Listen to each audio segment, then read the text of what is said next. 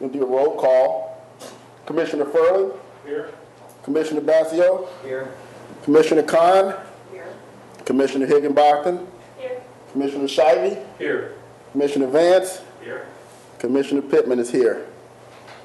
Well, the purpose of this meeting is to look at the North Mansion Block proposal from Stantec, and we have a slide presentation that we're going to look at, and we're also going to have the principal on the phone, Mr. Simon. So, Director Davis, you can go ahead and get everything going. Jeff, you there? I am. Okay. Karen, you want him to begin? Okay, Jeff, you can go ahead and begin. Okay. Can I just ask who we have in the room? We have all the commission members and several guests. Great. Great. Well, thank you all for taking the time to listen this morning. Some of you saw me the other night talk with the aldermen, and some of this will be a repeat for those of you who are there. But I'll try and cover that material and anything else that might be on your mind. So we have the PowerPoint up right now? Yes. Okay, great. So if you can go to the first slide, the agenda. I want to spend a little bit of time kind of taking you through who we are, talk a little bit about what we've done, and then start to look at some of the work that I've done before and that we've done before as a company in attracting developers, working with cities and towns to try to do exactly what you are doing, which is to focus the attention of the development community on a piece of property that's really important to you. Then I'll go through a little bit of the process and the procurement and exactly how it works. Next slide, please. So let me tell you a little bit about who we are. We are a large publicly traded company. Next slide, please. We have about 16,000 employees all across the country and almost exclusively in the United States and Canada. We have 250 offices with lots of different capabilities. Next slide, please. That run all across the kinds of disciplines that you would expect for a company that works in construction, development, management, architecture, and engineering. We also, next slide please, we also have an office that has been in Springfield since the early 2000s, and Mark, are you there? Yes. Mark Densmore? Yes, I am. Yes, he's here. Okay. This is a little bit awkward, but if you can just kind of introduce yourself for a second. You should be looking at hopefully the slide of our office out on Meadowbrook Road. Mark, maybe you could just take 1 second to talk about a little bit about what we've been doing in Springfield and really in Illinois since the early 2000s. Sure. We have an office located on the west side of town. We primarily conduct environmental investigations and environmental remediation out of our office.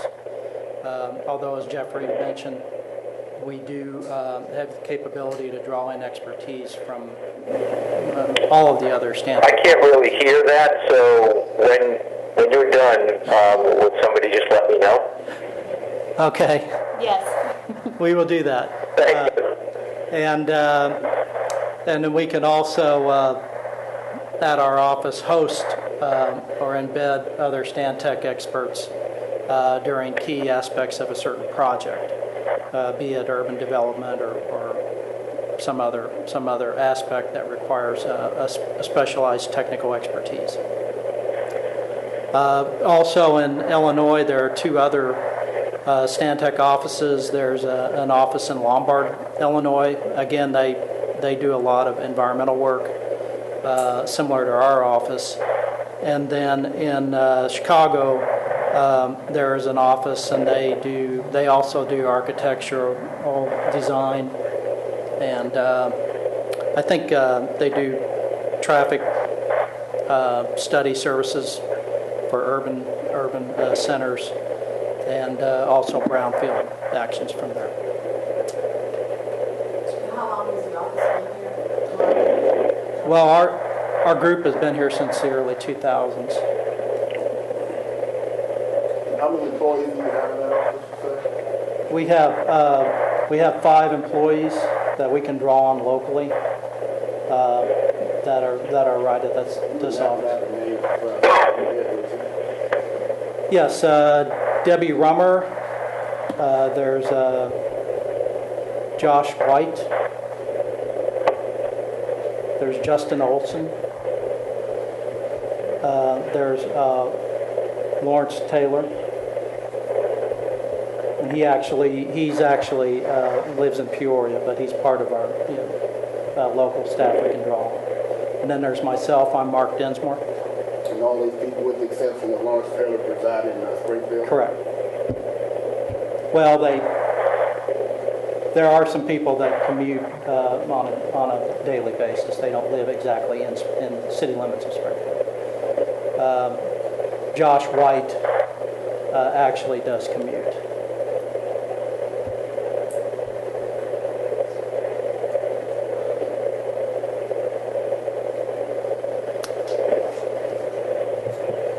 Are there any other questions?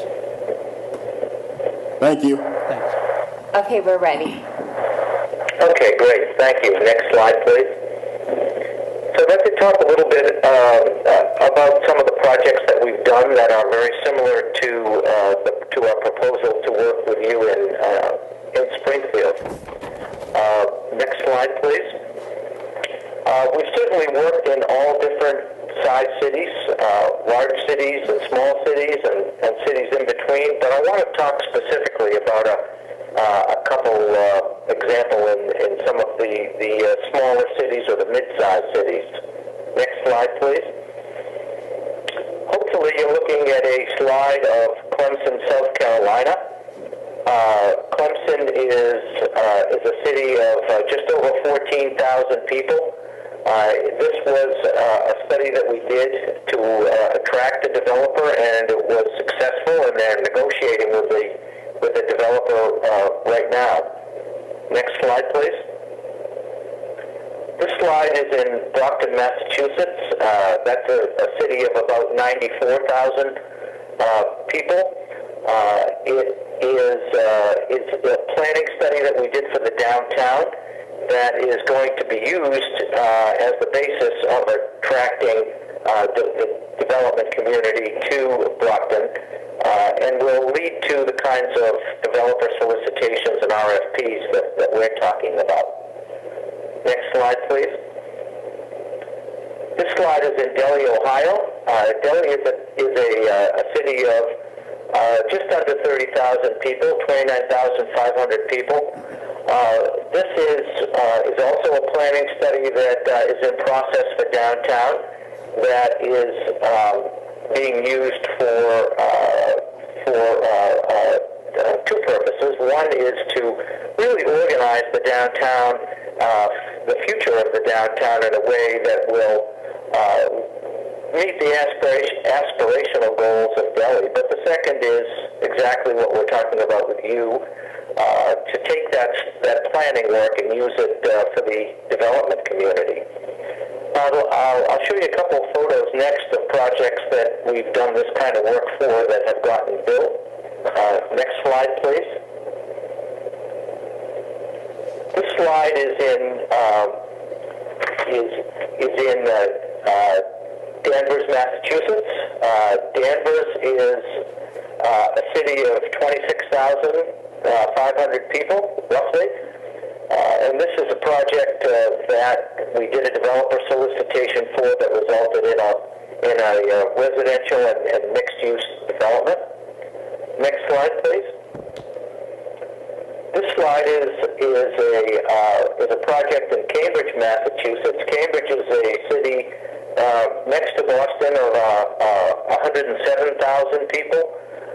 It is a project that has been won a lot of awards and resulted in really the rejuvenation of that part of the city. Next slide, please. This slide is in Columbus, Ohio. Columbus is a large city, 822,000 people, much bigger than really the other examples that I've given. But it's a great example of doing a developer solicitation with a mixed-use development that really integrated all of the components of residential, commercial, retail, parkland, and community development that changed the face of that part of the city. Next slide, please. This is a project in Providence, Rhode Island, a city of about 170,000 people that we worked in, that resulted in this development being undertaken by a developer that was solicited as part of the planning study that resulted in a developer committing to the city to do this kind of development. Now, and all of these are a little more than 117,000 people that are in Springfield. Quite a few are substantially less. So I'm trying to give you a feel for the range of cities that we've worked in that are somewhat similar to Springfield, both in size and in the kind of development work that we're going to do. Now, when we next slide, please.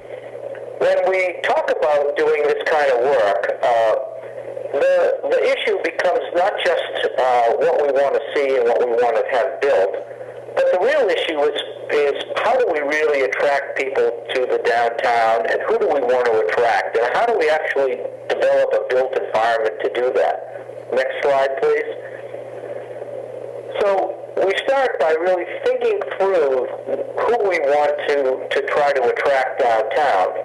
And then, as you can see with this chart, and I'll show you on the next one as well, really what uses there are that will attract them to the downtown.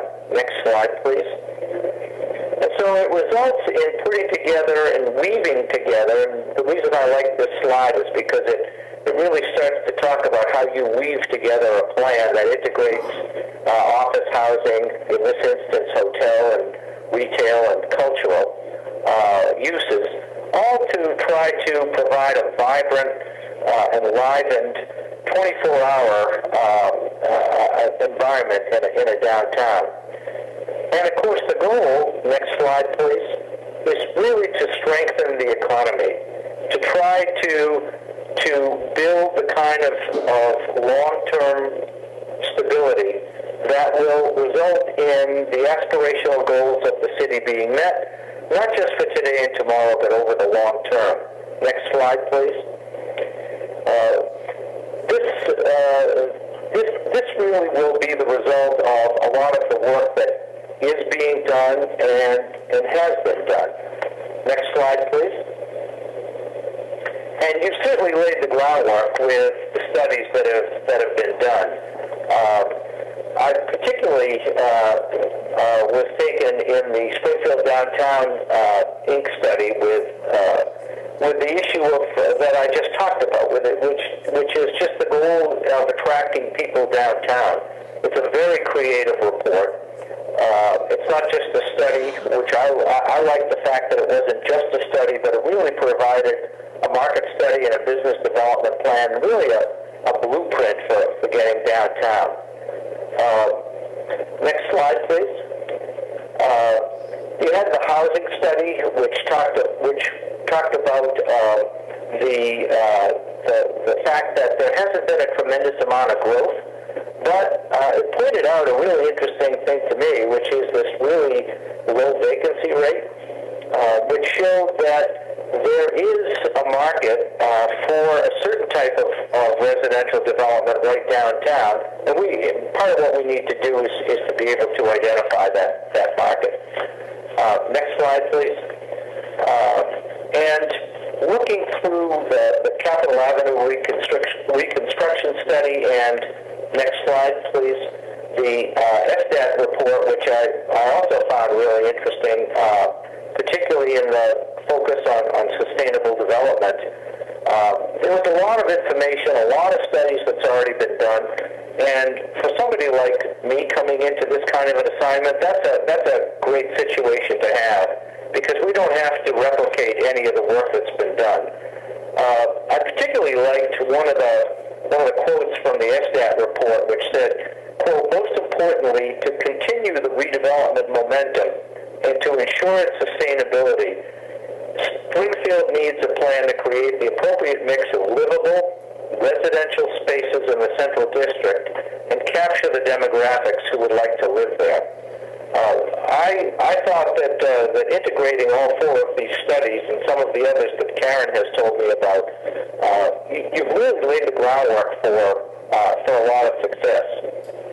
Next slide, please.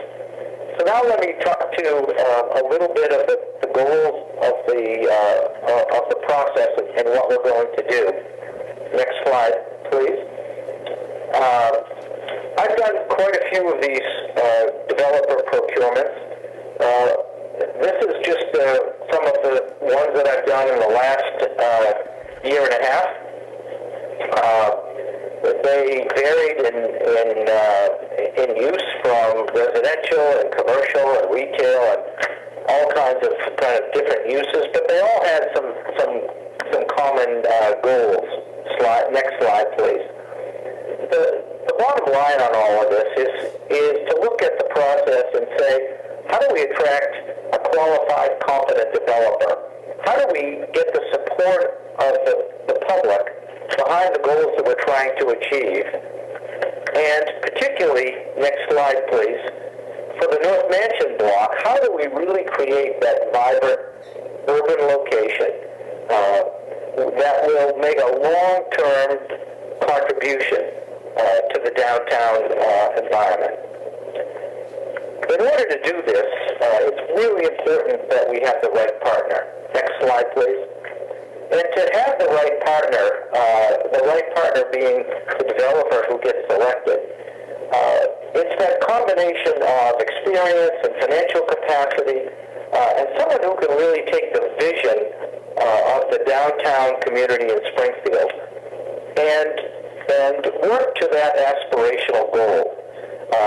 Someone who can put together all of the pieces of finance, of marketing, of design, of construction, and development to be able to have the built environment reflect those aspirational goals. Next slide, please. So let me spend a few minutes now just kind of taking you through what the process is that we use to do this kind of work. Next slide, please. Underlying all of the work that gets done is the market. We need to really understand what the market is, what the aspirations of the city aspirations are, both short-term and long-term, and to look at those areas of the market, those segments of the market that can really fit into those aspirational goals in a very compatible manner, and then to work hard to try to build on the strengths of that downtown and work for the long term to try to change whatever dynamics need to be steered, so that we go from the short-term development to really the long-term stability. Next slide, please. In order to do this, I think that one of the important parts of the work that we'll do is to try to work hard to do some pre-marketing. And by pre-marketing, I look at the ways that we can reach out, particularly to local and regional developers, to bring this property to the attention of those developers and the development community at large.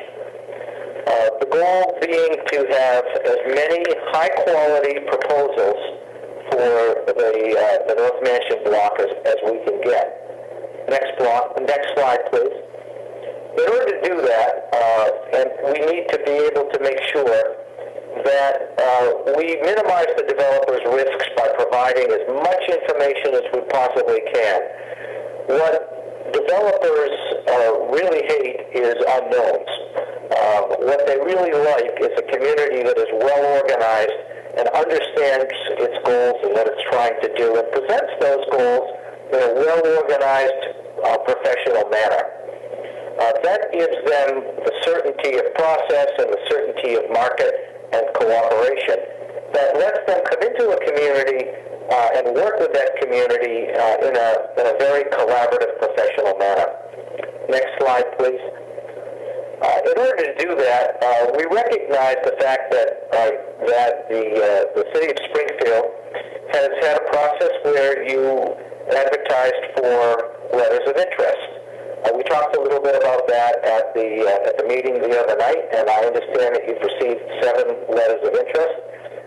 We certainly want to include all of the people who have expressed interest in the process because they've actually taken that initial step. What we need to do next is really take a little bit of a deeper dive into the background, the qualifications, and the financial capacity of those teams. So we would do that by issuing a request for qualifications, where we would really focus on the capabilities of that developer and that development team, and just a little bit focus on what their real vision is for the site.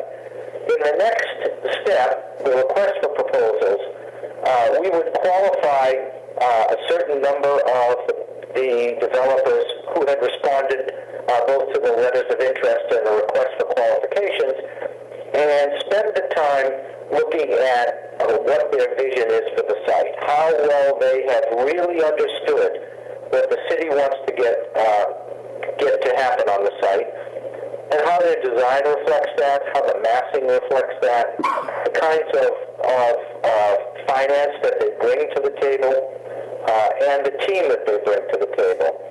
So what we're doing is to try to provide an increasingly detailed set of requirements as we go along for a couple reasons.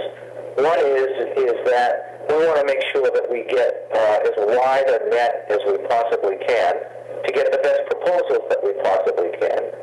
And the second is that we want to make sure that we minimize the cost to the developer so that they know that they can participate in the process without having to spend a lot of time and money on particularly design when they don't know whether they're going to make it into the finals or not. We've used that very effectively before as a way of cutting down the number of people or teams that compete and ending up with just the best of the best. And often that's a local or regional development team that understands the property very, very well. Next slide, please. We would work through the development guidelines and publish them, both in urban design and in the kinds of mix of uses, and in the zoning and permitting that we envision for the project, and look at putting together a proposal that gets all of the relevant information to a selection committee in a very thorough manner. Next slide, please. So we look at the financial capacity, we look at the design approach, the philosophy of the development, as well as the design itself, and focus as well on the financial proposal that the entity is providing. We want to make sure that we get started in a way that is quick, is professional, and is grounded in solid economics. Next slide, please. We would then work with you to look at the selection criteria that you feel is important. Look at the weighting of issues like the the development plan and the financial capacity of the developer, and put together a set of criteria that is one that reflects those aspirational planning goals and the market that led us to this project in the beginning. Next slide, please. All through the process, it's very important that we effectively communicate with all parties, and that we have a fully transparent and professional process. Next slide, please. So it would be important to us to have a plan that is widely available to community groups and to the press and to public officials, and that this be one that we coordinate very carefully with the city so that we can be responsive quickly and professionally to any issues or any questions that come up. Next slide, please. So that's the presentation. That's who we are and what we do. I've tried to tell you what we would propose to do in Springfield and how we would do that. So I'd be happy to answer any questions that anyone may have, or talk about any points that may have not been clear to you. Okay. If any of the commissioners have any questions, can you hear me, Jeff? Just barely. Is that better? Yeah, that's fine. Okay. If any of the commissioners have any questions, they can either, come into one of the seats up here, or they can talk into the microphone, so right at the podium there. I do have some questions, and I don't want to hog the floor, but I do have quite a few questions, so I can go ahead and get started. If anybody else has a question, they can jump in there. The projects that you're doing in Clemson, as well as the one in Delhi, Ohio, what is the land mass size of those projects in terms of how much land is being developed there? I'm sorry, I couldn't hear the last part of the question. If maybe Karen, if you could repeat what it was, or is that better? Chairman. He asked how much land is being developed. And specifically in New Delhi as well as Clemson? The New Delhi one, I'm not sure, to be honest. I can get that figure and let you know. The Clemson one was a couple blocks in the downtown. Now Clemson is, as I mentioned, is a smaller city, 14,000, a little over 14,000. But they started with the same kind of planning work to be able to attract the developer that we're talking about here. I can get you the exact acreage and follow up as soon as we get off the call. Do you know what the dollar amount of those contracts were for those cities? I'm sorry. Jeffrey, this is Karen. The question is, on those projects that you had on the screen, can you share exactly how much the total project dollar amount was? In particular, the Stantec contract. Yeah. Okay. I'm not. I think I can share that, but I'll have to check to make sure. Or specifically, he just narrowed it down a little bit more. Can you speak to what the Stantec contract was on those projects? Yeah, that's what I just need to make sure that that's information that is public. I think it is, but I just want to make sure that I can do that. I'd be happy to get all of the contract details and get them to you, within the hour or so. Okay. The project in Springfield, in the initial amount of $125,000, including that amount, is anything set aside in that amount for environmental phase 1 or phase 2 studies, or is that something that would be additional? Sure, I'm happy to speak to that. We have included the phase 1 environmental work in that, and in fact, Mark is going to be doing that work out of the Springfield office. So that is included in the price. I don't know if we'll have to do a phase two. I don't right now anticipate that we would. Part of that will be on the developer's side. That's a normal development cost. So the phase one will be is included.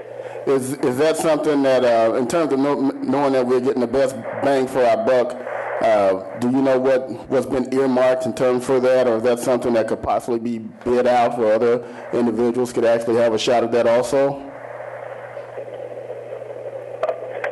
We can take a look at it. I'm happy to do that and just kind of see what it is, but it is part of what we think will be important to do at the beginning, and we want to make sure it gets done. The MBE requirements, specifically as it relates to Brockton, Massachusetts, which have a 42% minority population there, how is that the developer there, or how will those individuals be vetted to make sure that there is participation when you have a city with such a high minority population? Karen, could you repeat that for me, please? Certainly. He's speaking to Brockton, Massachusetts.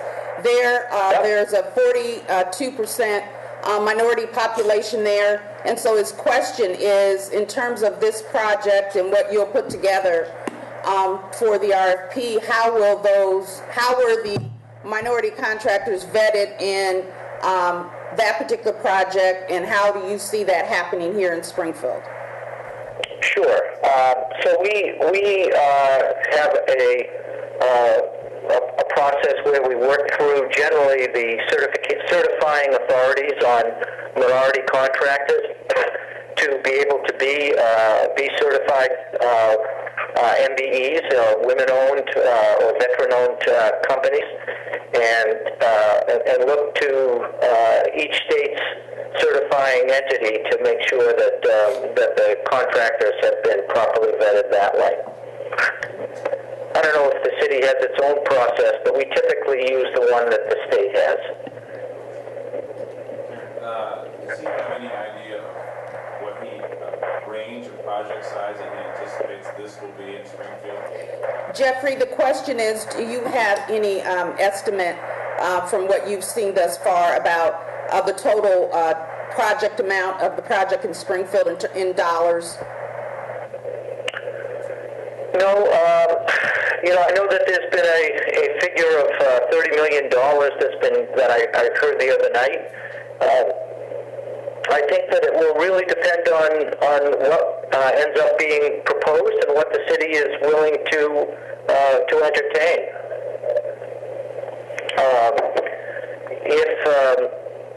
If we get a good mix, then I think that the $30 million, if anything, would be on the low side. It's a large piece of property, and depending on the massing and the intensity of development that we end up with through negotiation with the developer, really done by the city and us together, that number, I think, could be substantially greater. Jeffrey, I have a question real quick. Excuse me, Mike. But could you speak to a little bit with Stantec and some of the other projects that they've worked on, what has been the mix of financing that has been used, typically? Yeah, sure. Most often in cities, there is a mix of public financing or public programs and private financing. The bulk of the financing is usually private, and frankly, that's what we would strive to do. We always try to look at the development pro forma in a way that begins by assuming no public assistance. And typically what that will do is identify a gap. And then we look to public programs that exist to help to fill that gap. The range of programs can range from everything from direct grants to tax increment financing to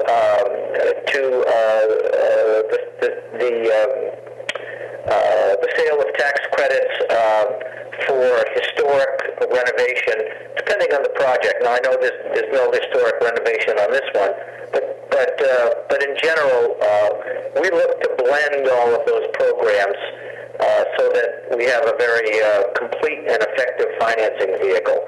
The thing that we really try hard to do up front is spend the amount of time that's necessary so that we don't get into a project and then have an issue of a lack of financing or a shortage of funds. We want to make sure that the project can be built from beginning to end when we start.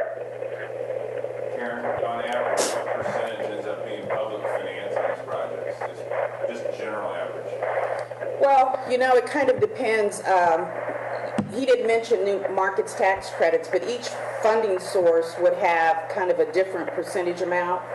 So it's kind of just going to depend on what we decide will work on that block. Well, Okay. here's I'll just say my concern, and then how can this be addressed? If we have a $30 or $50 million project, I'm concerned that the city may have to be involved at a level of maybe a third of that, and are we prepared for that? This is my real question and concern.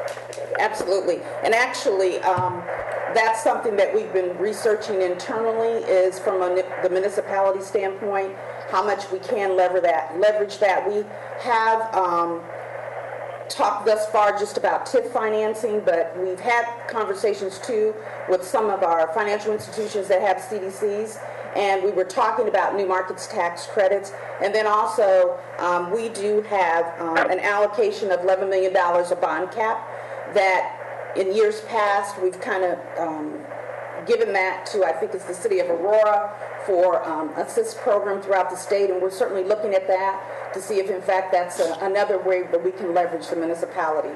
We're also looking at CDBG dollars. If we have the ability, and we've been asked by HUD to apply for the Section 108 dollars, and if we do that, that would always also leverage more financing into the project. So. You know, I'd just like to point out, as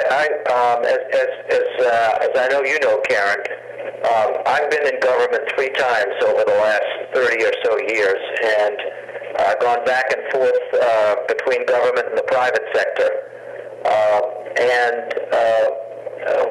One of the things that happens when you're in government is you're working on projects that are very important to municipalities, but that may need some kind of programmatic support. And you get very good at blending the public dollars with the private dollars. But my private side, my private development experience says that you always want to get the maximum amount of private financing that you possibly can. The public dollars need to be used very, very carefully and very wisely, so that you minimize that public exposure. And additionally, the other thing is, remember, the city owns the entire block, so that could also be something that we could leverage into the project with the developer. That's right, and that's an enormous advantage. I can't overstress that. The fact that you actually own the property simplifies the development tremendously, speeds up the time frame for development, and makes the financing much easier as well. I have a question in terms of the additional items that the city could be on the hook for, if you will. What in past practice have been those additional items in terms of dollar amounts? Because right now this contract is for $125,000, but there are other charges that the city could be on the hook for that basically we'd have to pay them. The city, would have to pay them. There was no negotiation on that. Could you just touch on that a little bit? Sure, I'd be happy to.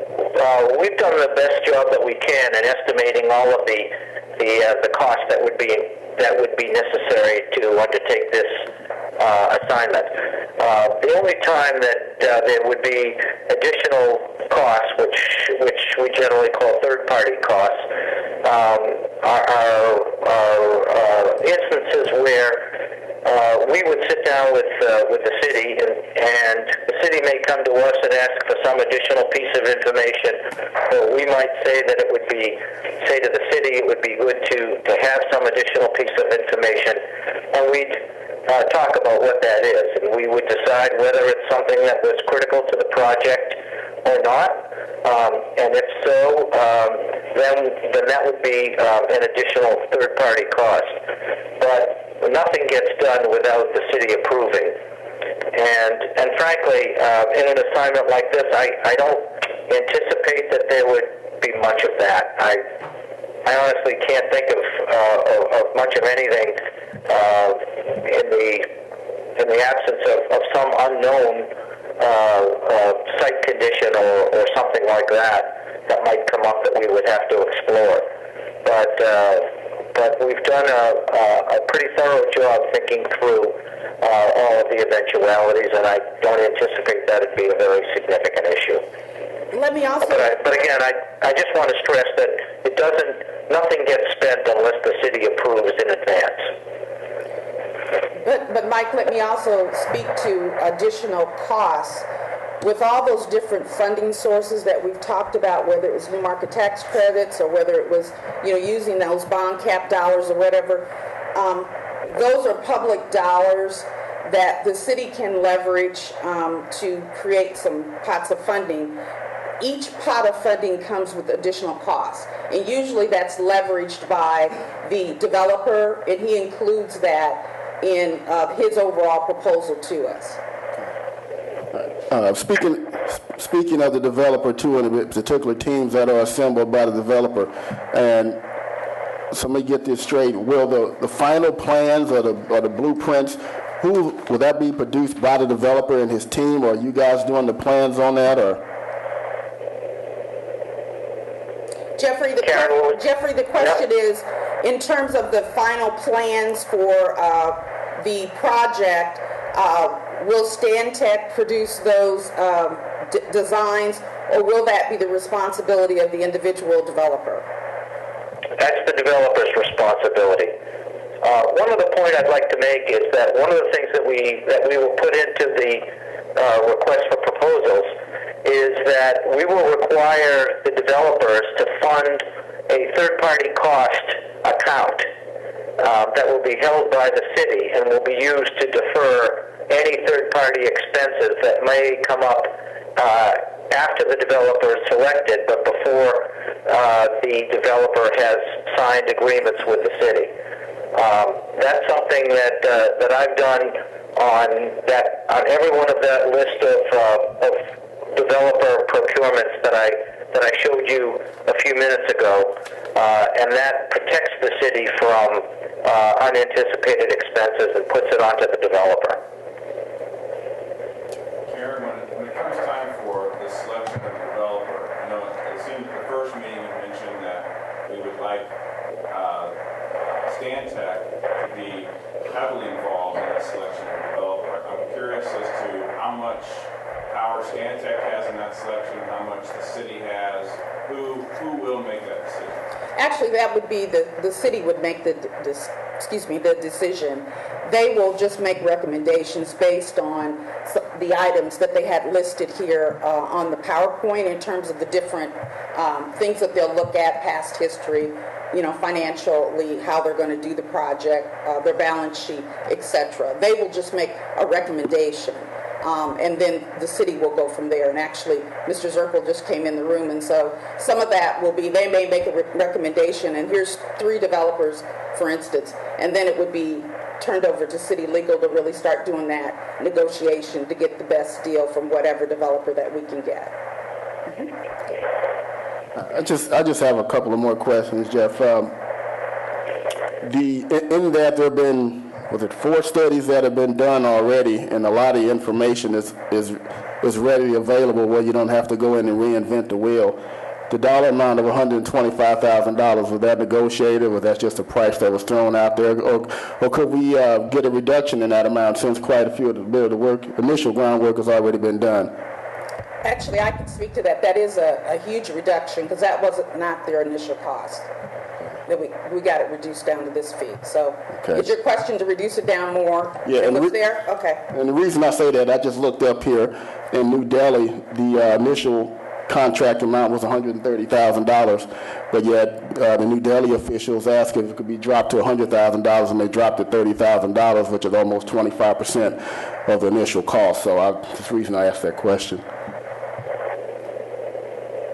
Jeffrey, did you hear that? I heard some of it, but I couldn't quite hear it all. Okay, Tell me the essence of- he was referencing to the Delhi proposal, and the initial proposal from Stantec was about $130,000, and he saw where I believe, Mike, you said online, Yeah, whatever, on their website. that actually the city was able to negotiate that down an additional $30,000. So his question is, with the proposal that we've been given here in Springfield of the $125,000, do we have any wiggle room to negotiate down further with that? The short answer is that we have, that you have a very strong negotiating team who has already, as I think Karen mentioned, really pushed us very, very hard. We've cut this down to what we feel is the bottom line for doing the kind of job that we know you want done. So, as far as I can see, we have already negotiated this down quite a bit, and I don't see any other areas that we can cut out. Okay. I don't have any other questions. Any of the other commissioners have any other questions? Yeah. Brett? Probably able to hear me. So you had stated that you wanted the release of all of the financials from the developers. In this community, I know developers won't even eat on the side. Town is another one, so they don't find out what each of them is doing. Do you anticipate local developers that are not publicly traded not wanting to release their financials to be known like that? Have you run into that before? Did you hear that, Jeffrey? I did hear that. Okay. Yes, we have run into that a number of times before, and the way that we have handled that is we do require them, if they're not publicly traded, to give us audited financials, but we keep those confidential, and we will return them to them after we have vetted the individual developer. But they have to be willing to give us their financial statements so that we can properly vet them for the city. Okay, so you said you've seen before where that is maybe stopped some local smaller developers, or have you seen some not be willing to do that, so it was more prevalent to get the publicly traded companies to do that then?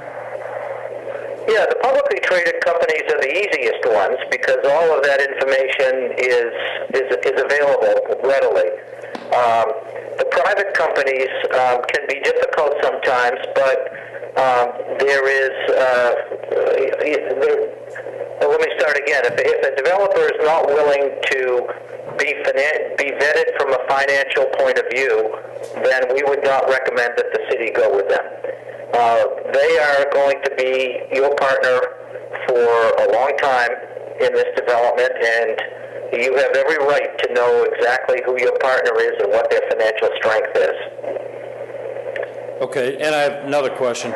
The city as an entity has before invested taxpayers' dollars on projects within the community, over millions of dollars, and some of those areas still have empty mixed-use space or commercial space. One of the projects I know we put $1.2 million into it, and it's still completely empty since the day we made the first investment, other than the 12 apartments. So when you look at this area, do you take into account the commercial space that is sitting empty currently? Because there is a lot of it. Yes, and Karen and Lisa Clemens Stott and I and a couple others went on a walking tour couple of times ago that when I was in Springfield, and I saw exactly what you're talking about. So we're very conscious of that, and we do take that into consideration. I would hope that it would be a short-term phenomenon, not a long-term imbalance in the market. But to the degree that it is a long-term imbalance, we certainly want that space filled up. We don't. No one benefits by having empty storefronts, and we understand that acutely. Okay, one other question. The director had mentioned some IDA funds and some pass-through funds and some other different funds pertaining to housing. What housing do you envision currently? I hear student housing a lot. Are you talking, what kind of housing are we speaking about? Well, I think that you would probably want to have a mix of housing. The housing report that I read, the Bowen report, looked at a lot of different segments of housing, and certainly identified market rate housing as being fairly unaffordable downtown. So we would want to try to increase the supply of market rate housing and look at, in particular, to draw people downtown and to create the kind of economic activity that will start to support increased activity downtown. But as we get into it, we'll need to look at specific segments of the housing market to try to see which ones are the ones that, from a policy point of view, you want to encourage, and from an economic point of view, we want to attract. But the short answer is that I would certainly see a mix of housing types and styles and sizes to be able to attract a mix of markets. I don't see, for example, doing an exclusive student housing kind of proposal, which is, I think, I couldn't quite hear you, but I think that's what you were referring to. One of the questions, what about like federal subsidized housing? Is that part of the plan? Well, there is no plan right now. Right now, we have a process for really working with the city on what the mix of housing should be, and then putting that mix out to the development community. And what that mix will be, I can't really say yet because we haven't started. I understand. So federal subsidized housing would be on the table as an option. No, I wouldn't. Did you say federally subsidized housing? Correct. You mean like a Section 8 project or something like that? Oh, low-income housing, or we talk about IDA. Yeah, no, I don't. Issues. Yeah. I don't. As I said, I certainly don't see any exclusive kind of housing. I think we'd want a mix of housing, and we'd look at all of the options.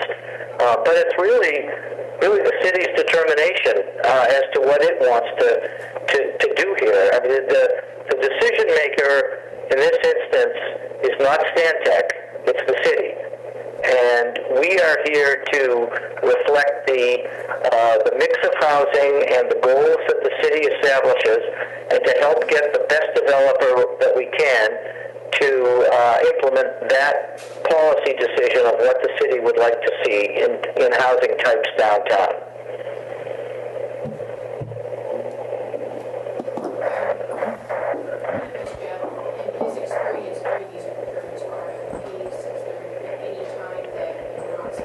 Did I lose you?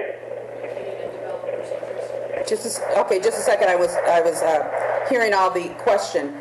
The question is, in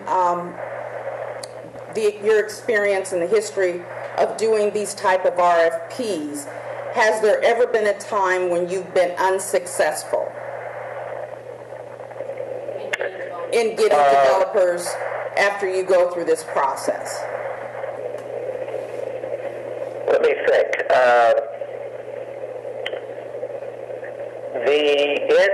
The short answer is yes. There have been instances where we haven't gotten Well, I guess I can't think of an instance where we haven't gotten any responses. I can think of an instance where, a couple of instances where we got one response and it was not satisfactory. We couldn't recommend it to the public agency. And I'm just thinking, we had one instance where I canceled the solicitation because we got one proposal and that proposal came in a couple hours late. And we would leave ourselves open to a legal challenge if we had allowed that to happen. So it does happen. I don't want to in any way say that this is a guarantee because it's not, but this is a process that has the highest probability of attracting good development proposals. I did want to say one thing, and to speak to Mr. Shivey, his questions about what type of a housing mix. Those financing mechanisms that I talked about, new market tax credits or doing a bond deal, those were not IDA financing entities at all that we would use for affordable housing at all. They were not. Any other questions? Any other questions for the commission, from the commissioners? All of this research that they're going to conduct based on the studies that are sitting on the shelves, is that going to be done in person or is this going to be all done remotely? Okay, Jeffrey, the question is, when you go to review in depth the different studies that have been done and certainly looking at the area again, will that type of investigative work be done with someone locally, or will it be done from afar? Well, the studies are done, so and we have them. So we would obviously spend time really going into them in much greater depth. I've read them all, but we need to make sure that we go through and get every bit of subtlety that's in those studies. I don't see that work. That's additional work that will need to be done. It's just part of the ordinary getting up to speed that we do on any project. Well, did I not ask that right, Karen? I'm sorry. Did I misunderstand? No, she's talking about the interviews that you will do with people, or meetings, or charrettes, etc. Oh, I see. That'll all be done locally. And I think her question was, would that be done from afar, or would Stantec staff be here in Springfield conducting those type of duties? We will be there in Springfield. I have one other question, Jeff. Does Stantec have an example of a project completed in a site located in a historic district, and how has the historic district context been factored into the design criteria within the development proposal? Jeffrey, did you hear that? Yep. Okay. I know. No, you did not? No, I did not, Karen. The question was, have you had experience working with a project that has had and used historic significance, and how did they use subsidies for the historic buildings? Did I interpret that? Oh yeah, absolutely. We've had lots of experience with historic tax credits and new market tax credits, and CDBG funds and all of those. They get used for, each one, as you know, Karen, has different criteria for the kinds of things that it can be used for. Some of them can be used for the technical work. Some of them have to be used for bricks and mortar. And we look at each program and fit it into the specific allowable uses for that specific program. I think particularly they were talking about the design in terms of, if I'm not correct, my question was about the design in terms of whatever the design is, good example, here in Springfield, they built a Walmart on the south end of town. If you look at that Walmart, it resembles the downtown Abraham Lincoln Museum, parts of the museum. So I think that's what my particular question was as it relates to the design.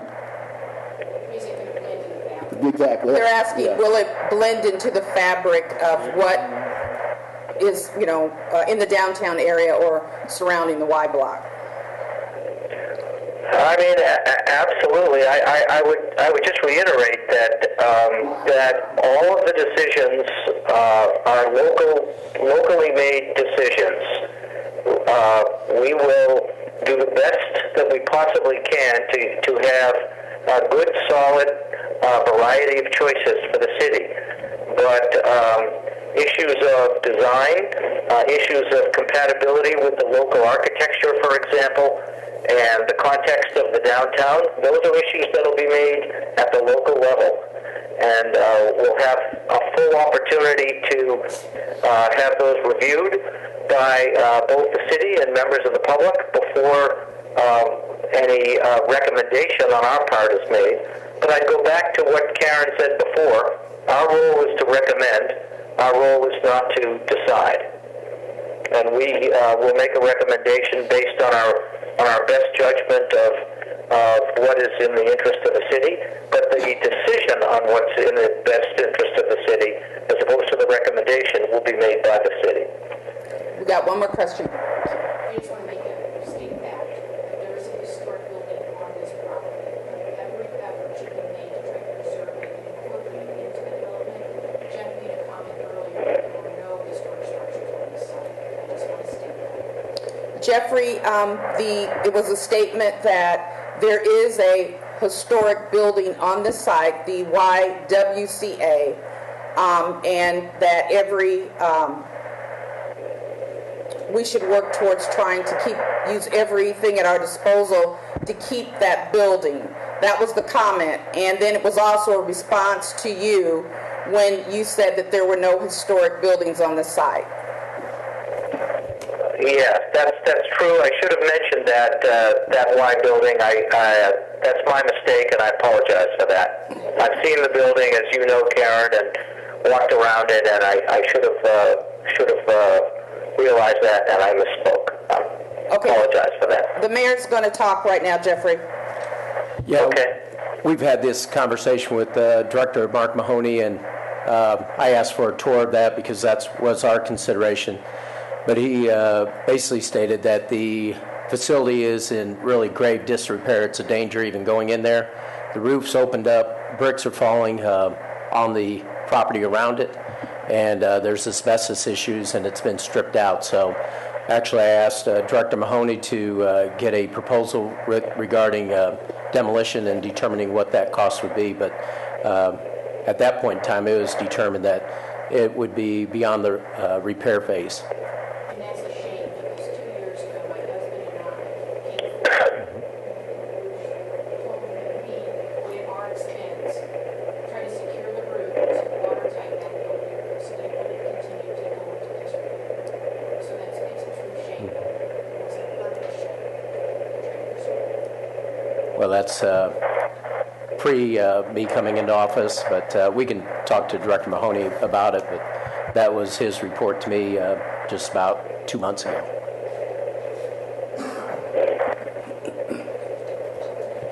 Karen, Yes, just this may be a question for you or for the city more, but have we done this sort of thing in the past where we get a specific proposal for a specific development? I guess is one question. And, well, I guess that's the first question. Have we done this before? in terms of hiring outside consultants at the city, yes. Okay. They, numerous times with work that's done for Citywide Line Power or with Public Works, typically, if necessary, they have used outside consultants, I yeah. guess I'm thinking more from a development, a specific development. Have we had this and was it successful or not, or did we actually follow the plan or not? That's what I'm trying to get around. Well, actually, I know Ms. Walters spoke last Tuesday about the city has not actually had development of this magnitude since the library, and there was another building, she said. So I would defer to Mayor or Mr. Zirkle to talk about if in fact we've had in the past a large project and whether we've used outside folks to help us work with that. So I'm not sure. Last project anywhere near this, that was not a hospital, it was a What about the McCormick Barron project down on 6th Street where they put those apartments at? Was the city involved in that? Was that city land? On Monroe Lincoln Street? Square. Lincoln Square, Yeah. Like that. I believe the city was involved to some degree, but the one I recollect, actually I participated in, was the John Hay Homes development to the Madison Park Place.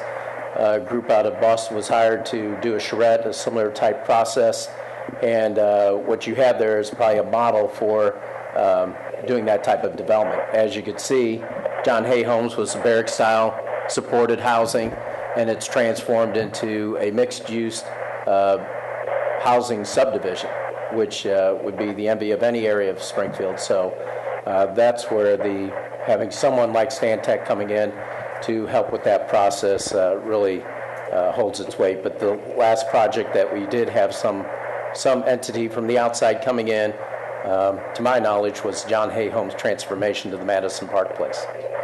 And another question similar, I guess. For example, the MacArthur project, did they have help with that from an outside group or not? I was on the selection committee that chose the consultant group out of Chicago, Boulevard Master Plan.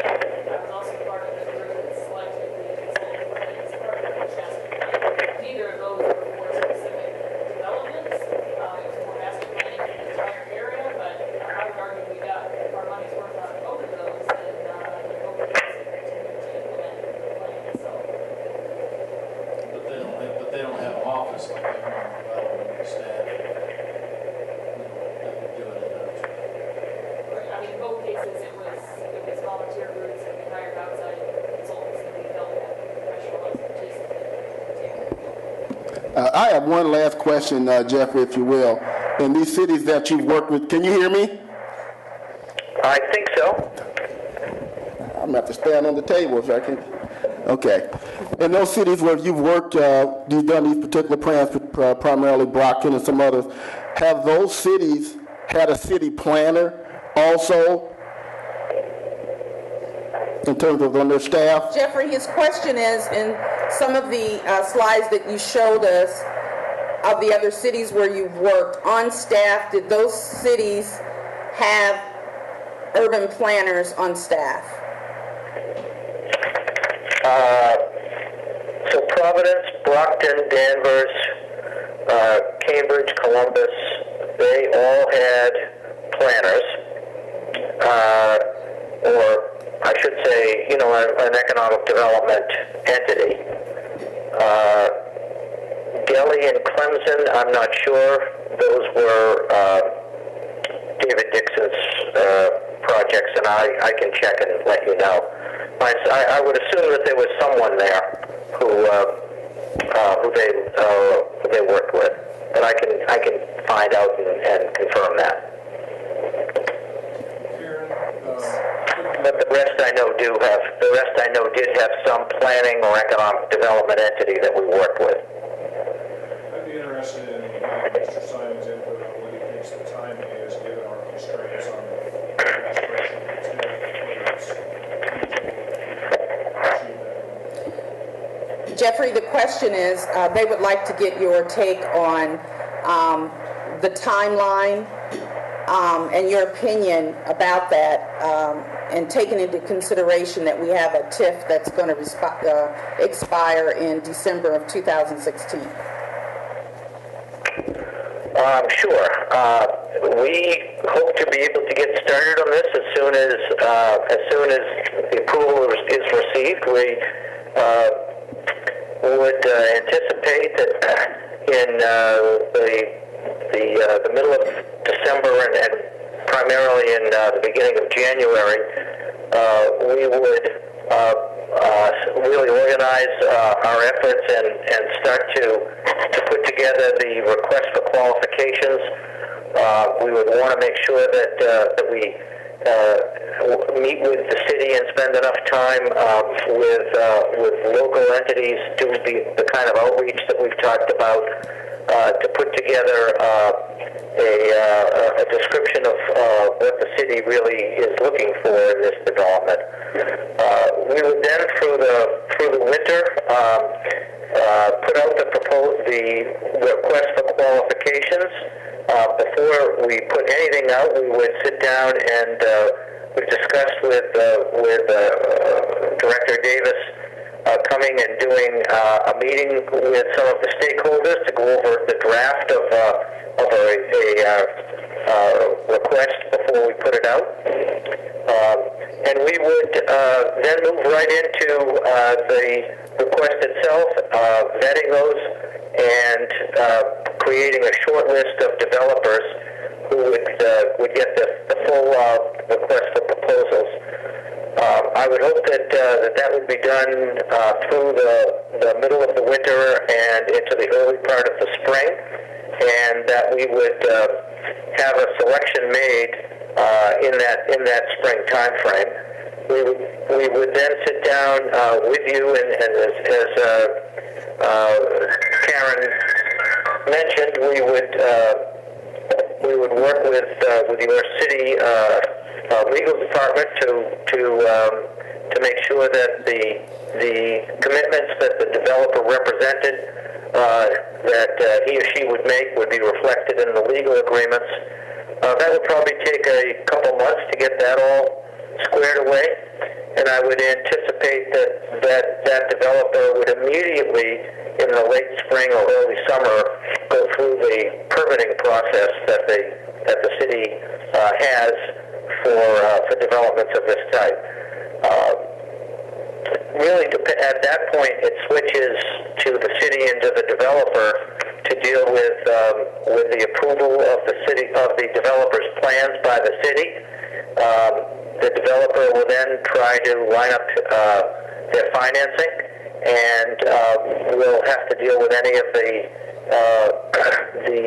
financial requirements that are put on them by whoever the financing entity is.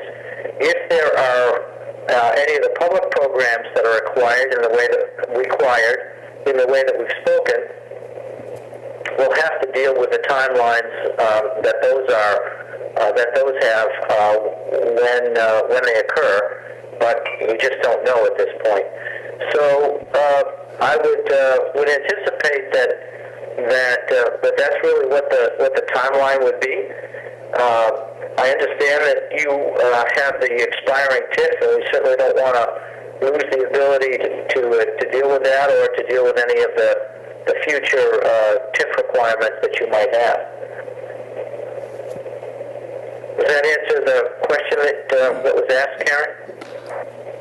Did I answer, Bill? Yes, Okay. Are there any other commissioners that have any questions of Mr. Simon? All right. Well, thank you, Jeff. We appreciate your time. It's my pleasure, and I'd just like to say, Mr. Chairman, that we fully appreciate the importance of this effort to the city of Springfield. We understand and appreciate the work that the alderman and the mayor and the director are trying to do here, and we very much look forward to being a part of that. All right. Thank you. Okay. Prior to calling a vote on this, I think if there's anyone out there in the audience that would like to address the council before we call a vote on this, we would like to hear from you. Well, you're going to do some inter-commission discussion since he's gone, aren't you?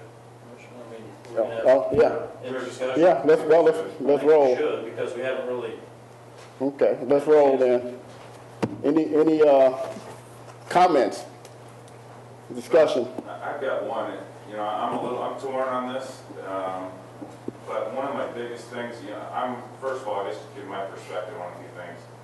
And I certainly don't want to underplay the importance of $150,000, because that is a lot of money, and we should be be very judicious with it, but in my opinion, for the scope of what we're talking about, it's not a lot of money.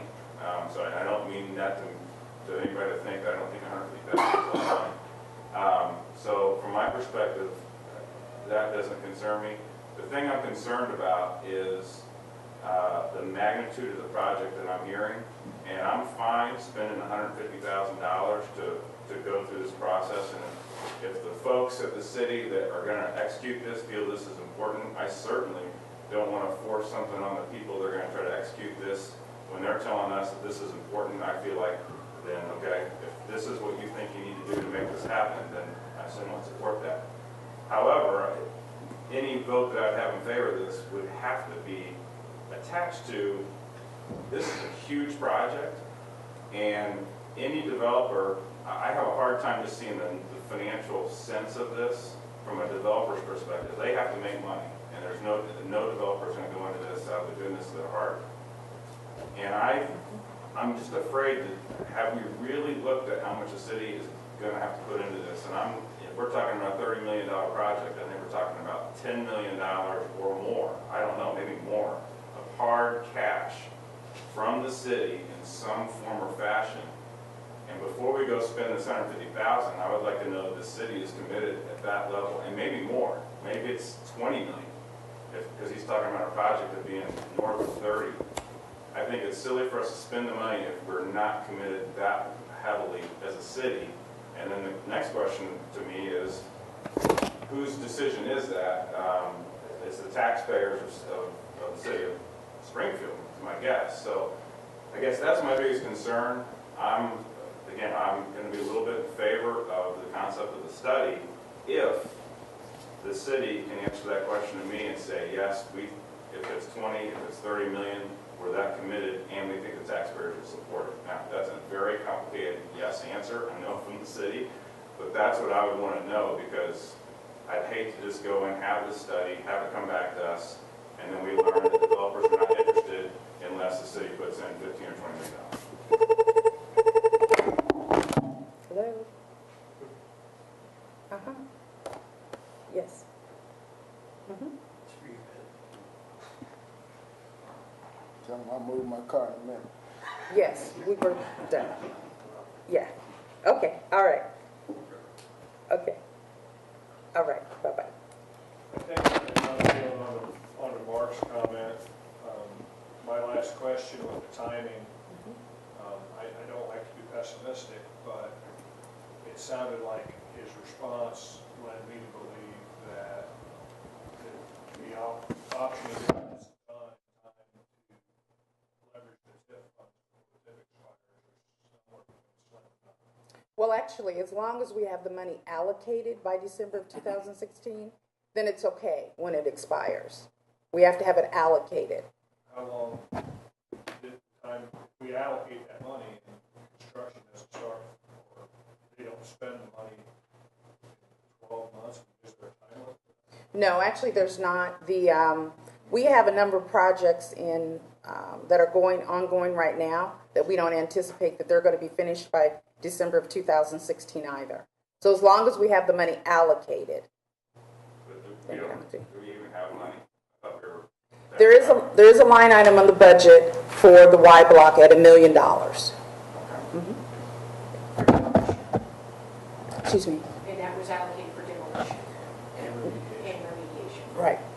And that the preliminary costs that we've been getting initially were substantially lower than the $1 million. So there would be a pot of funds there that we could put in the project, and as well kind of deciding on how we want to treat the city land in the project. So Karen, I guess to simplify my statement earlier or question, so if we've got $1 million from the TIF, do we think it's reasonable that there's other sources out there of public funds to come up with another $9 to even $15 million? I think there are a number of ways that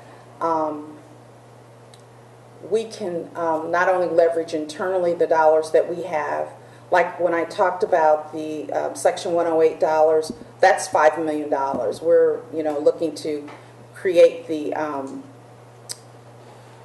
application to go into HUD, and with the only caveat on that one is that we have to make sure that we're creating jobs. So that would be $5 million. The new markets tax credits, the sky's kind of the limit. It just depends on who has the allocation out there. Right now, we know, I believe that the Illinois Facilities Fund has an allocation of new markets tax credits, and I believe U.S. Bank also. So those dollars can be leveraged by the developer to the extent that they're available there. So there are other, a developer who has kind of done urban core development, which that's what this is. They will be familiar with kind of the timelines and how to go after some of those dollars. So, and I would be, if there's any developers in the room, I'd be interested in your takes on this as well. Just to me, but not, maybe I'm wrong. Maybe it's not going to take this much public money, but I'm really fearful that it will. Well, unfortunately, it seems sometimes we have a spread on projects. It starts at $4 million, and the next thing you know, it's $150 million. And I'm in the construction industry, and I haven't seen too many $30 million projects at Warren Hospital. Matter of fact, I don't think I've seen any. So the largest project that we saw, I mean, you're talking extensively bigger than Shields at $30 million. So I think that sometimes projects become something that they're not because it's a great headline or it's great progress as perception is. But I don't know if I can see anyone coming into downtown Springfield and putting $30 million by the governor's mention. $30 million at a minimum and they think much bigger than that because your housing is only going to draw so much. You can only charge so much. And mixed use sounds great. It's kind of like that thing that we heard being sold about student housing, but there's mixed use all over town. It's empty. I mean, literally, storefronts empty all over. If you wanted to open a business around here, you could find one. Second of all, and this is more of a question for the, I got home the other night after the meeting, and the news, the media covered the meeting, and this is what I'm looking for more of a clarification. They had you as quoted saying that you were something about your concern was backroom deals, and that your job is to make sure that doesn't happen. Was that a? No, that wasn't a quote of mine.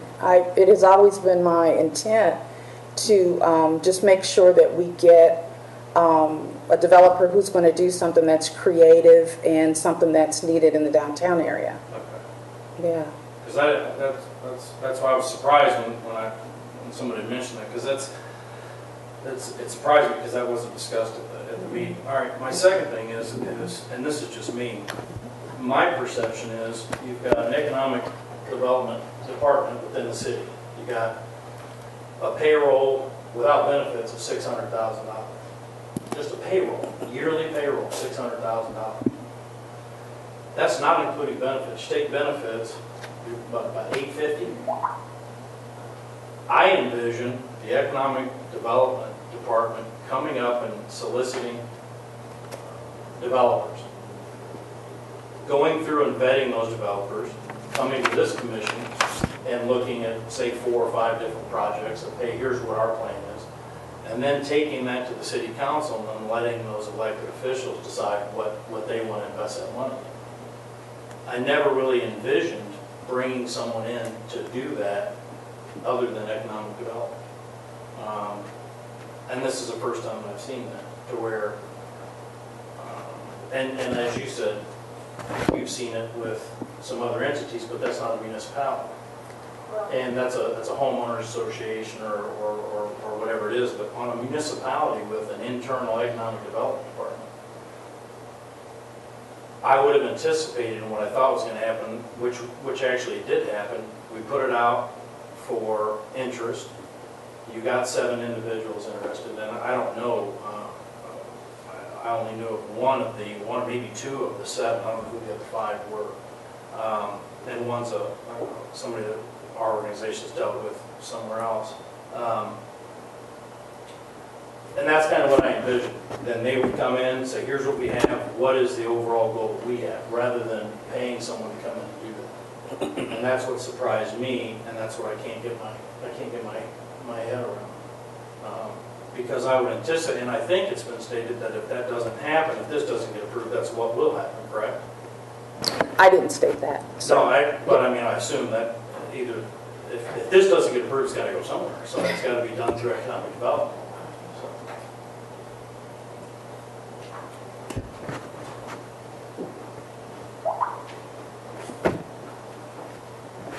I'll try to have my best clarity as possible. When I came into office, the RF, or the letters for request or intent were sent out. We did receive the 7 letters. That's what they were. One, some were just a paragraph long. Others might have been a page or 2. So it really was a broad range. Actually, you could have submitted a letter of interest. And the next step is... Right, that's right. But the next step, as I thought was interesting, was what Jeffrey had pointed out is on slide 30, minimizing the developer's risk. And then the next step, of course, would be the request for qualifications and the request for RFP. Quite frankly, when Karen brought this idea to me, I thought, like many of the aldermen, really, can't we do this in-house? And then once I went through the presentation, it made sense because, sometimes you have to bring in the experts to make sure you have the best possible project that we want. Springfield, we've all been around here a long time, and, we can put a housing project with, just like others have recommended with the, retail on the bottom. It may work for a few years, who knows? But what we want to do is have something that's more of a game changer that can change the dynamics with regards to that area and move into other areas of downtown. You have the Capitol there, right to the west. You have the governor's mansion with the governor putting in private dollars to develop that. Illinois Association of Realtors, they build a great facility, millions of dollars. Illinois Municipal League's expanding. They put in a lot of money. It's up to us to make sure that we have the best project possible on that block because it's a rare opportunity, and whatever goes there will be there, hopefully, successfully forever. I mean, really, quite frankly, this is something that I have to put my name on. Karen Davis has to put her name on. The city council puts their name on, so it's something that we don't take lightly, and we want to make sure we put our best foot forward to helping it go that direction. And that's, after I saw the presentation, I thought that was good, and actually the presentation they gave today was better than that one.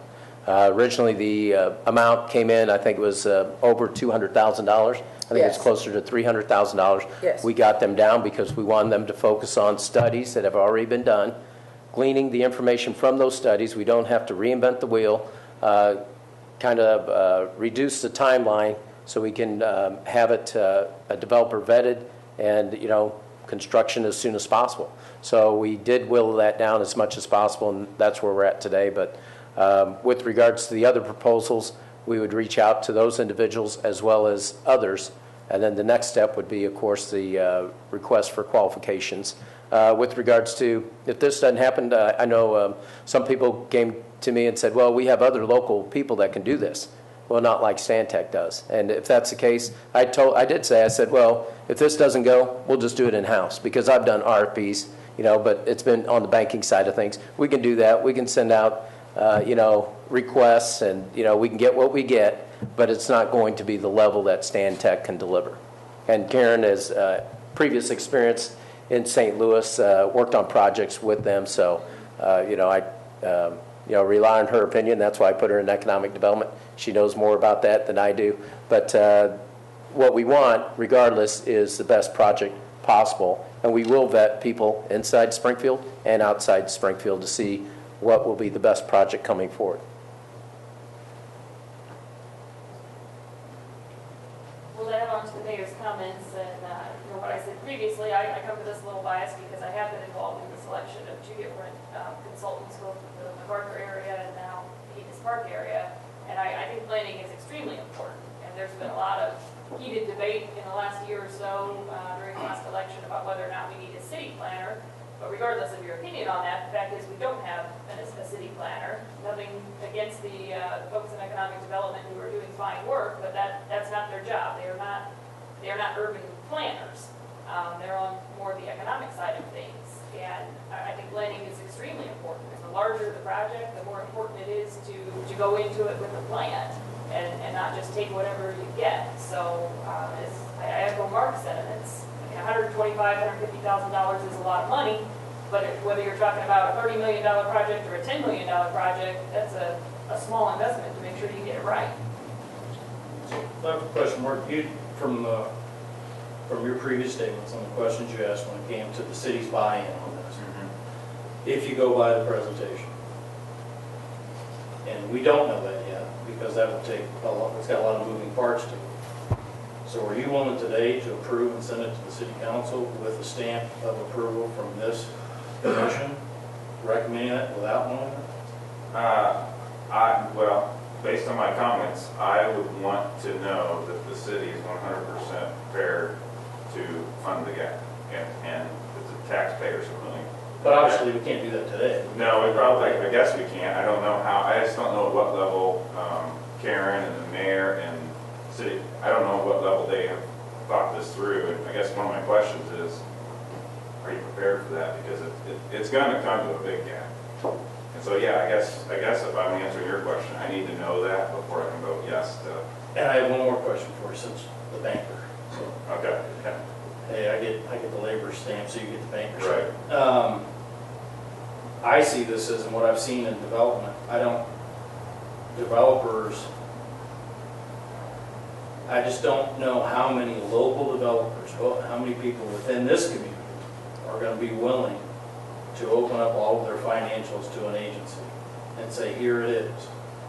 I just don't, maybe I'm all wet on that, but I don't anticipate that. I anticipate that being geared towards publicly traded companies coming in and doing it. I don't know how many local developers, and there's some big developers, I mean big, saying, here it all is, and I want to be involved in it. And I don't know if that would preclude individuals from being involved in it because of that. That's a tough, go ahead. Let me jump in there, Brad, too, because you bring up a valid point, but at some point, too, also, be it if it wasn't a city project, whoever those individuals are, they're going to have to present financials to somebody, be it a banking entity or whatever, because nobody's going to loan you $10 million, and they don't know if you have the ability to pay it back. But Or that's 20. a personal thing between them and their Exactly. local and their financial institution. This is different. Right. I mean, you're talking about a city, and I'm not interrupting, I'm just having discourse. You're talking about $1 million in tip. The rest of it, 30 million or 35 million or whatever it's grown into now, is on the go. That's what, you know what I mean? So, I mean, I'm probably the wrong person to ask this because I do come up from a very financial mindset. But I guess my thoughts on that is number one, maybe you could structure it to where Stantec is the one that vets that, and maybe the people at the city aren't involved in that piece of it, and Stantec says, yes, we think they're capable or not. I don't know, we can figure all that out. Number two, I think there'd have to be very tight confidentiality agreements signed, and hopefully that would make contractors feel comfortable. If I wouldn't want, if I were the contractors, I would not want, nothing against city council, but I wouldn't want city council seeing my financial statements, and I get that, I wouldn't want that. I don't know about the city's office, I'd have to ask a developer on that side. But the flip side of all that is this is a huge project with significance, and if the city is going to put in, back to my earlier comments, they're going to put in this much money, they are quote-unquote partners, and you want to make sure your partner is capable of delivering. And the last thing we need is a half-completed project that can't get completed because the contractor was not financially capable. So from that perspective, as he said, I thought he actually worded it pretty well. Like it or not, this is a combination of private and public coming together, and public has to feel comfortable that their partner is strong, and if that partner isn't capable, then isn't willing, then maybe that's a sign. Right or wrong, I'm not saying it is, but maybe it is. And so maybe you do end up losing a few local people. And I don't know if that's right or wrong, but from the financial side, I'll tell you what, I certainly want to see the financials be comfortable. With regards to the amount of the project, I think Jeffrey had stated he's not sure, but what I did hear is the projects that he's verifying is usually 2 blocks or several blocks. This is 1 block. So, I talked to others that thought it'd be below 30 million. So when he said it's above 30 million, I was kind of surprised. And really what it comes down to is what the developers, the proof's in the numbers, as you know. It's whatever the demand will dictate with regards to the size of the project. So it has to cash flow. And preferably, like Stantec had presented, we'd like as much developer participation as possible. And on the backside, as minimal city dollars as possible. But one thing that has not been utilized as much in the past, and Karen can speak to it better than I can, is the bonding that we always surrender each year. Right now, it's $11 million of bonds that we could issue towards a project. But I'd like to put one of the developers in the house on the spot, because if he'd feel willing to come up, is Corky Joyner, because he's been doing projects. And I don't know if you feel like saying anything with regards to what would fit on the block, based on running your own numbers, the size of the project it could be, or support, or, mixed development, if you'd like to share your insights on that, or Mike Pittman could, because you've been involved with development before, if you have any estimation on what you think it would be. But I think what the point that Jeffrey made was he can't answer that question until the study's done, as far as, taking what information's been studied, and then what we desire as a city on that block. And then you probably determine the cost of that project. And I'm not sure what fits on a 2.5 acre site. I have no idea. But I don't know if Mike or Corky or Bill, any of you have been involved with projects with that magnitude. One of the things that I look at, because right now you got about 1 million square feet of empty space in the whole downtown area. We have businesses that come and go in the downtown area that 2 years later they're out of business. So when we're talking about putting something downtown, this particular block, what's going to be the magnet, what's going to be the glue to hold that thing together 5 years from now, 10 years from now, 15 years from now. And that's a question that I don't think that I can answer at this point, which is one of the reasons why at this point I'm willing to roll the dice and bring these folks in here. Because I still have some concerns about it, but the bottom line is this: we have a 2.5 acre block tract of land, sits across the street from the governor's office. 20 million, 30 million, whatever that dollar amount might be. Let these individuals do what they need to do. Bring the proposal to the city. Now, also, in the event, and I think it's been stated too, that we don't get anybody that would say, hey, it's too risky a project for me, I don't really want to do it. We really can't make the numbers work. Where does that leave the city at that point? And my last comment I want to make, and this is only a comment. 2 months ago when this committee was set up, it was set up with the understanding that we would vet these projects when they come in. Now, whatever happened, and I don't need any explanation at this point, why this project wasn't brought to us in the first place, I think would eliminate a lot of confusion. I think we were, end around it, if you will, and it went around us and it went to the council, and I think that could have possibly also created a little bit of dissension. I think we've had a lively discussion here in front of individuals that are vested in the community, those individuals that want to see this project go forward. And everybody in here is basically volunteering their time. Nobody's getting paid for this. I think it's the love that we have for the city and want to see this project move forward. Having said that, I am in favor of the project, but Mark, you have some legitimate concerns too. We get to this point and then we can't complete it if we don't have additional dollars, and then where are we? So I'm willing to roll the dice at this point. And I can tell you this as far as I'm concerned. I feel, and I just speak for myself, being on the commission, is I feel that it's something that, as was stated, if it's not done, then we'll do it in-house. And having said that, I'm sorry, one other thing, and I think that this actually talks to the need, and this is just me personally, of a person that's what you call, quote unquote, a city planner. That particular position being within the Office of Economic Development, that would be charged with doing a lot of particular groundwork, that would be a paid employee that has that experience in doing something like that. That's just my opinion. But you go look at some of the other cities, which is the reason why I asked that question. Do they have urban planners, individuals that have that experience, that, they might not, we have to go get somebody outside of Springfield or whatever, I don't know.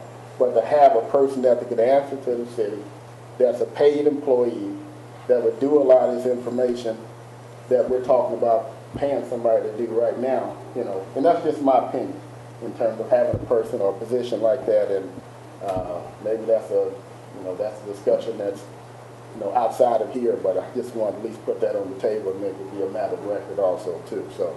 Well, a couple of other comments. One, on the concept of whether we should be able to do it in-house or not, I agree. I would love to see us be able to do this in-house. I'm just, in no offense to anybody in our economic development group, but we don't have anybody, I don't think, that has done this before, this sort of development. I don't mean that to be good or bad or anything, I'm just stating a fact. And maybe your point, it would be great to have a city planner. On the flip side is, how many times do we do this?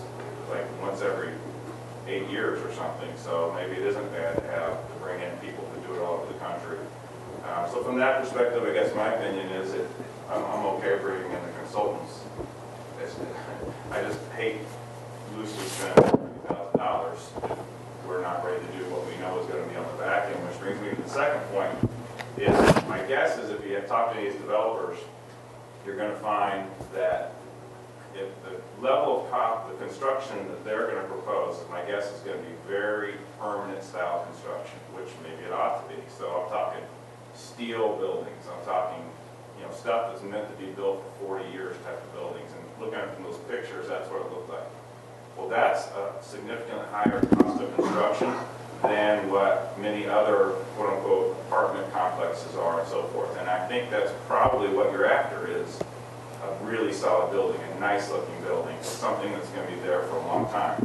So my point to saying that is, today, in today's world, and I know Corky can speak to this, is that to build an apartment, it's tight already in today's world if you just do it with good old-fashioned sticks.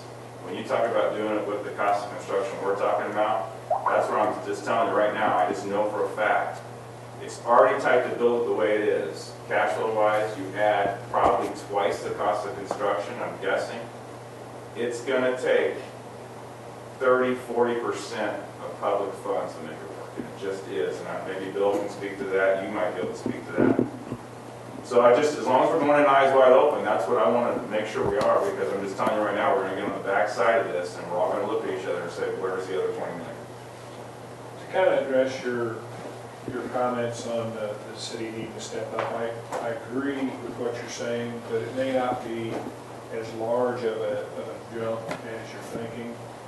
Some of these programs that they're talking about leveraging, and I'm just going to pick one of them to kind of emphasize my point. A new market tax credits, for instance, that's completely outside. I mean, that wouldn't cost the city anything for a developer to chase those credits. It's a federal program where these funds, these tax credits are awarded to certain entities, typically AFL-CIO, the U.S. Bank gets some, several of these entities get these tax credits. And they can invest these tax credits in projects, and then those tax credits are then sold to corporations, and it brings money into the project. It's free money, basically. Now, I will tell you, the Legacy Point developments in the new market tax credits area, and we chase them, they're incredibly difficult to make. It has to be some sort of a sweetheart project, and this project does have some of those elements. It's a city-backed project. It's potentially providing inner-city housing. It has some of those things, but it's not a slam dunk that those funds would be awarded. But they could easily provide millions of dollars of equity into this project if they're sold, which would not be a burden on the city. I do think that $1 million of TIF and the dirt that we can afford to potentially give to a developer probably isn't enough, but it's a good start.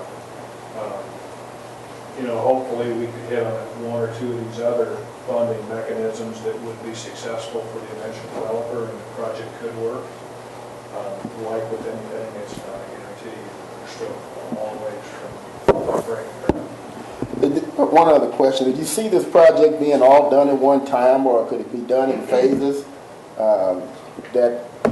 Certainly. All of the above. And the other thing, we've talked and focused really on financing the dollars, but there are other ways that we can leverage the city. You know, we could engage Public Works in doing some of the site prep and things like that. So I think that we have a lot of negotiation points that we can use as the city in this particular project. I just want to make one comment on the vote as to whether or not we should approve this. And from experience, I know anytime we want to, be asked to spend public money on an outside consultant, it's always difficult. And the first question is always, well, why can't you do it in-house? And just, there are times when you don't have the expertise or you don't have the time to do it right in-house, and you have to ask for outside help. So Karen, I don't know if you can speak to why you feel you need the consultant. Certainly, I can do that. I do believe that this is not to debate how much the overall project is going to be, but I do sincerely believe that this is a very important project, and we want to make sure that the project is done correctly, and we want to look at all the variables. I know Mr. Shivey talked about the vacant retail buildings downtown, and that's real. It's really real. And so we're looking at this project as being a flagship project to really kind of jumpstart the downtown area. And I feel that that particular expertise we don't have internally is one of the reasons where I wanted to get some consultants to help us, one, look at the reviews and, at the studies, and really give some recommendations to us so that we can ensure that it's going to be a good project. Any questions from anybody out there? Want everybody to speak at once. So. Tim, come on. Mike, one thing I would like the committee to consider is there was 3 phases to the Stantec proposal. Third phase we hadn't talked about, which was a review of the Jackson Street corridor. In their proposal, they stated that would be considered, would be looked at after a decision of how your vision moving forward of the Y block would be considered. There's a local firm that's worked on that before that I understand has remained in good favor with the stakeholders involved. And I don't know, that might be something that doesn't need to be decided immediately, that component, which I think is $20,000. Also, I caution the fact that there were several things in the presentation that either added, expanded, contradicted to what's in the proposal. As far as reimbursables and the open-ended stuff. And I don't think is in that proposal. I agree that there might be need for an outside consultant. I personally have seen, I agree you need financials for your partner. You need to make sure they're solid. What I heard was he wants to vet financial statements from potential proposals at the first stage of the process to minimize the amount of proposals that the city and the committee need to review. I'm not sure that's a necessary step, early step. And that, and he hasn't proven that I'm afraid that's going to get less than 7, not more than 7. He's commented that they've gotten 0 to 1 before, and I wonder if that's part of the reason.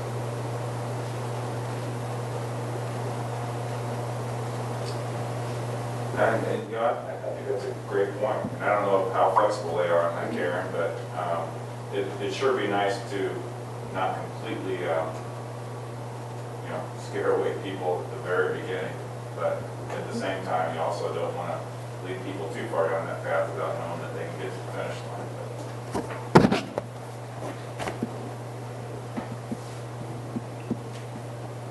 Is there any other discussion, any other comments from committee, people in the audience?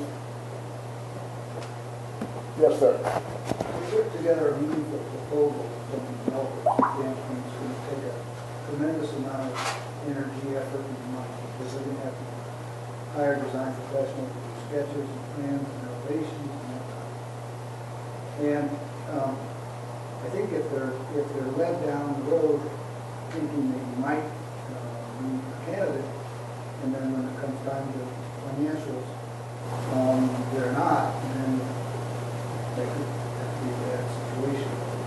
So I see some benefit in an upfront kind of a vetting, if you will, make sure that those who pursue it know that they're a real viable candidate for these. Well, the thing I see is the financial subject change. Nobody rents the apartments. Nobody puts anything in your space. It fails. And I think sometimes that gets missed, that, people miss that you're going to have to find someone who comes here who wants to invest their money. But on day two, it's on them, not us. It's on them. So if they have empty apartments, if they have mixed use that's empty, and people don't get in, there's no retail, in the end, that's their dollar. So, I mean, I think that if people want to come and invest and do these projects, we should be looking at it, and we should put it out for that and let them do that, because I think what you're going to do is if you start looking to try and recruit someone, you might get something you don't want. We just went through that recently. We went out and found someone, brought him here, and it turned into a mess. So, you might want to have where you recognize that somebody's going to have to put that money in. They have to sign their name on there.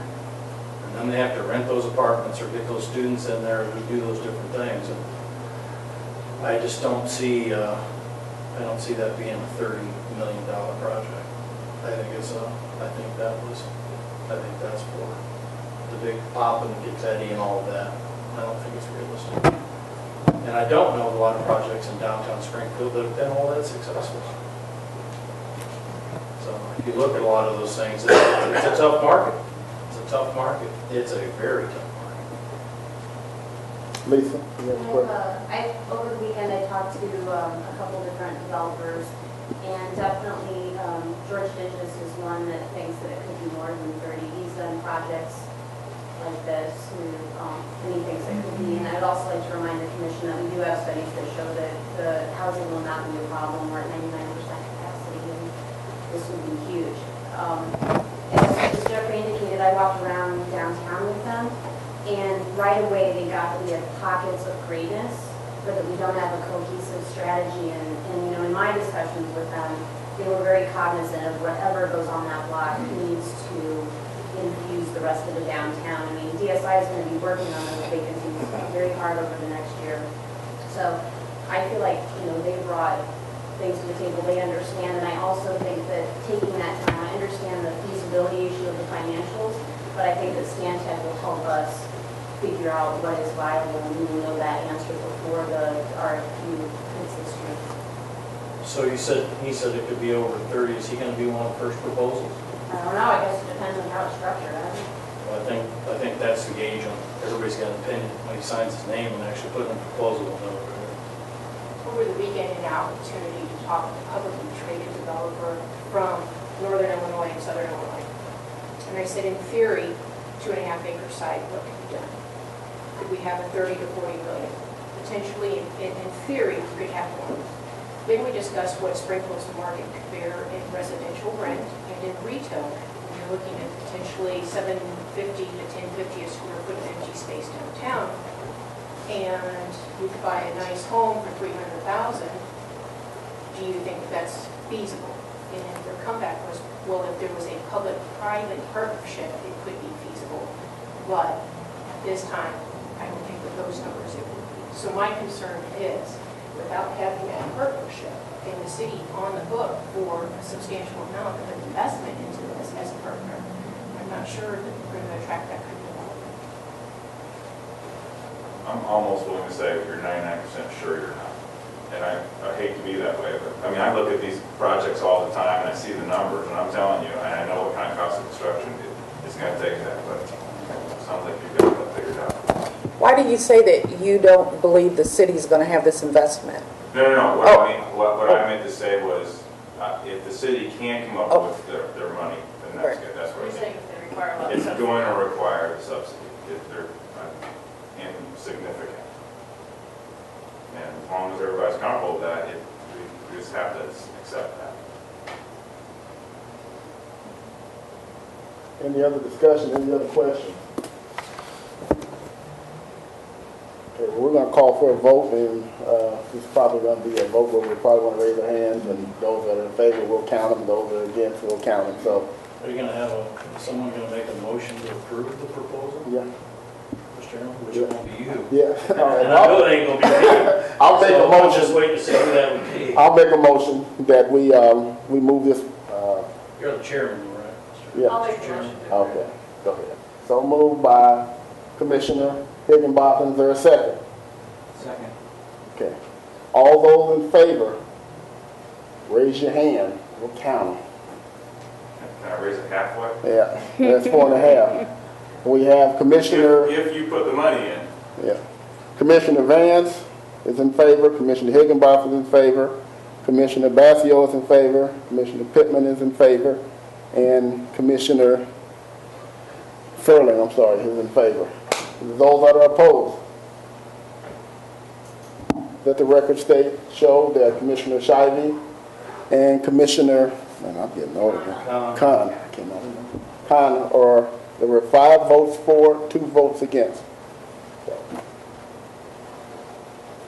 Measure passes 5-2.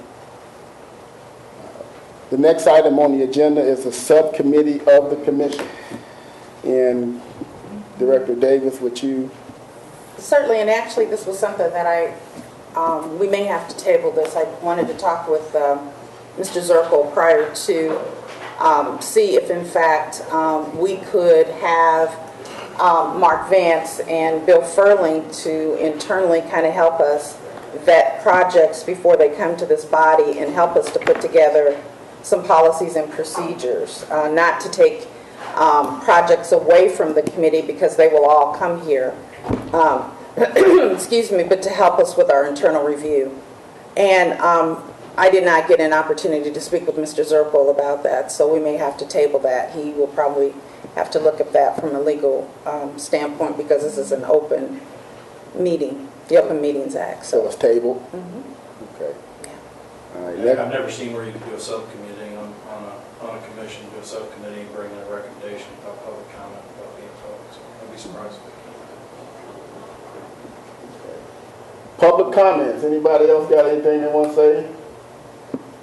Speak now, forever hold your peace. All right. It's been moved and properly second that we adjourn. Thank you all.